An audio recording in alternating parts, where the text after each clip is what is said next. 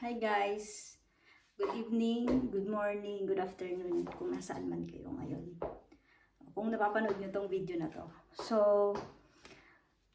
kung napapansin nyo, meron akong cup na ganito. Kasi, guys, tapos na akong mag-aral dito sa Finland. Vocational course. So, itong cup na to ay para sa mga machinist.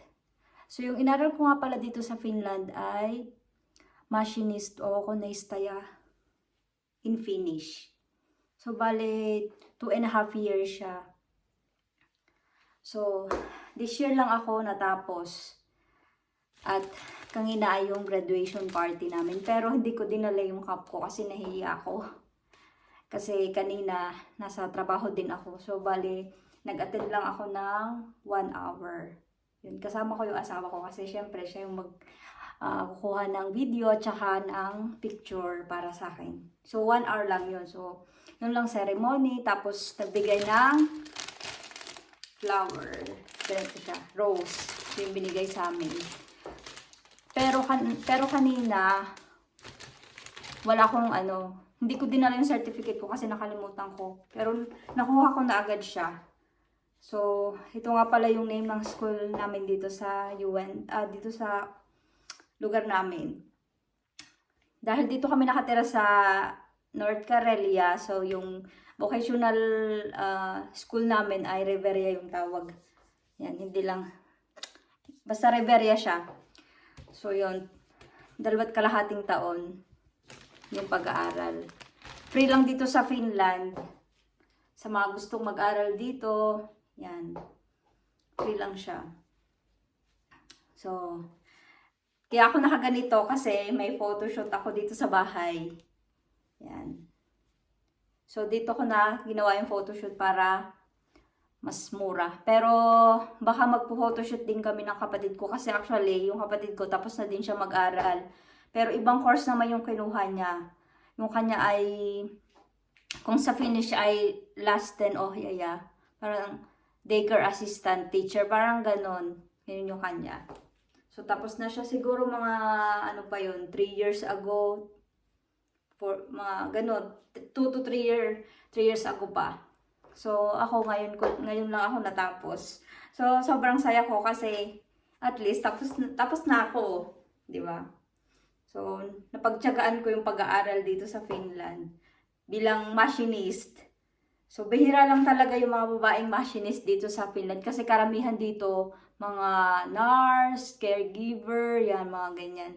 Sa mga nursing home, yan yung pinaka-in-demand na trabaho dito. Tsaka chef, ganon. Yung machinist, hindi masyado kasi, syempre, pag sinabing machinist, di ba, gawain ng mga lalaki, ganon, sa factory, ganyan. Pero, ewan ko, nagustuhan ko lang talaga yung pagiging isang machinist. Siguro yun yung future ko talaga dito sa Finland. So, nagustuhan ko siya. Sa mga gusto mag-machinist dyan, go lang kayo. I-try nyo din kasi interesting naman siya. Yun.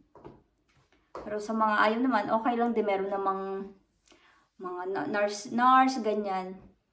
Marami pang iba, mga chef, ganun. Pero ito talaga yung gusto ko. So, sobrang saya ko kasi finally, tapos na ako mag-aaral. Yun. Tsaka meron na akong certificate. Ito. Yan siya. O, diba? Dito sa Finland, walang graduation gown. Simple lang. Ganito na dress. O kaya, pwede yung ibang kanina nga, naka-ano lang hoodie. Mga lalaki, naka-hoodie lang sila. Siyempre, sa mga babae, nakadress sila. Ganyan. Walang toga, walang cap, ano bang tawag sa ganun? Walang ganun. Dito sa Finland, siguro, para tipid o hindi ko alam. Yun. Tsaka sandali lang yung kanilang ceremony. Hindi ganun katagal. Pero hindi ko lang alam sa university kung meron silang toga. Hindi ko alam. Kasi amin vocational course lang naman yun eh. So, yun guys. Hindi ko napahaba itong video na to. So, yun lang. So, nakuha ko na siya. Tapos, ako lang nag-ano niyan, makeup, yan, ganyan. 'Di ba? Simple lang siya na makeup. Try lang. Ito, fake eyelash. Ganyan. Scalp. Ganyan yung style ng ano, sa machinist. Ganito. May blue, dalawang blue, tapos red sa gitna. Tapos merong gold na ano, ganyan. Pero walang ano dito yung parang nakasabit kasi sa Lahi Hoy tayo may ganun. O I mean, NARS. NARS, basta ganun. Pero ito, ganito lang siya. So, yun lang guys. So, finally, nakuha ko na. Finally, tapos na ako mag-aral dito sa Finland. So, may diploma na ako. Yun.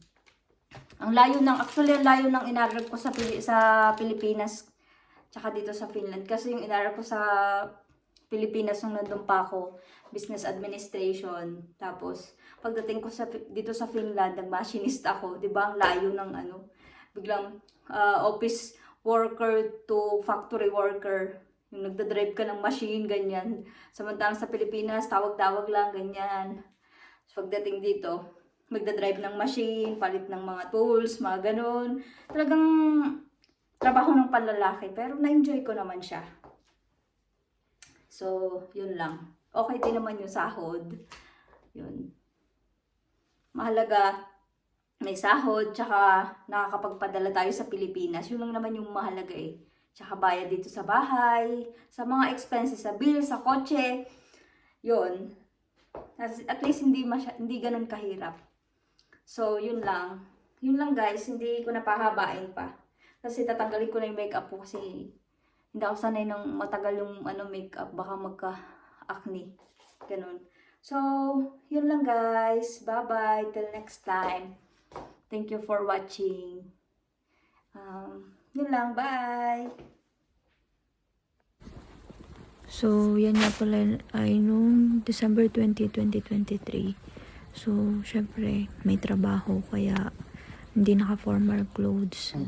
Nakapantrabaho lang. So, yan. Papasok na kami sa loob ng eskwela. Akala namin walang tao. Yung pala nandun na sila sa loob. So, hindi ko na na-videohan yung mismong pagpasok. Yan. So, yan na agad sa mismong bigayan ng certificate at flowers. So, kung mapapansin nyo ay ako lang yung nag-iisang babae dyan sa batch namin na nagtapos. Kasi, yan ay machinist. At wala masyadong babae ang nag-apply for school. So, ako lang yung nagkalakas loob na pumasok bilang machinist. So, kung mapapansin nyo, flowers lang yung dala ko kasi yung aking certificate ay pinadeliver ko na sa bahay. Last month pa. O, yun. Siya yung kaklase ko. Si Levi, siya yung parang kung sa atin pa sa Pilipinas ay with honor. Dito sa atin ay stipendi. Yun. May matatanggap siyang I think cash, parang ganun. So, masipag kasi yan siya mag-aral eh. So, yan. Simple lang yung graduation dito. Walang toga. Yung dalawa naka-hoodie lang. Tapos ako naka-pang factory clothes pa. So, yan. Diretso ang pag-video ng asawa ko. So, pinaipod kami para magkasya kami sa camera. So, yan. Late ko pa, papunta kang kabila. Pang ito lang. Ocean Light. So, yan. After ng picturan, syempre, kainan. Tapos, yan nga pala yung program namin. Napakasimple lang. Tapos, sabi ng asawa ko, picturan kita. Nahawak mo yung flowers. So, yan. May cake at tea. Tapos, yan naman yung after party after graduation. So, DIY photoshoot. Tapos, yan yung aking pinaka-lucky or cup. So, may dalawang blong guhe. Tapos, red sa gitna. Tapos, may gold na pin. So, yan. Yan yung suot ko. Red. Syempre, red yung Riveria. Christmas din. So, yun lang. Bye-bye. Thank you for watching.